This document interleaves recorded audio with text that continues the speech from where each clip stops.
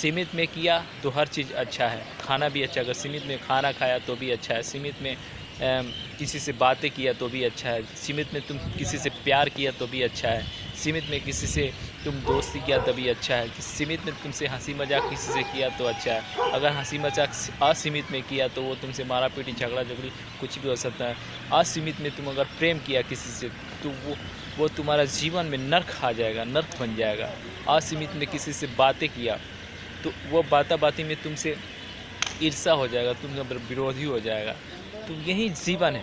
सीमित में जीवन में कोई कार्य करो, खाना खाओ, अगर खाना सीमित में खाएगा तो तुम्हारा पेट का संतुलन ठीक रहेगा। असीमित में खाना खा लिया तब तुम्हारा पेट खराब हो जाएगा। पेट खराब होने के बाद तुमको पेट झरी होगा, तुम डॉक्टर के पास जाएगा, डॉक्टर तुम्हारा ब्लड टेस्ट करेगा, पेशाब टेस्ट करेगा, खून टेस्ट करेगा, क्या क्या करेगा, ये टेस्ट करेगा, वो टेस्ट करेगा, तुम्हारा कितना पैसा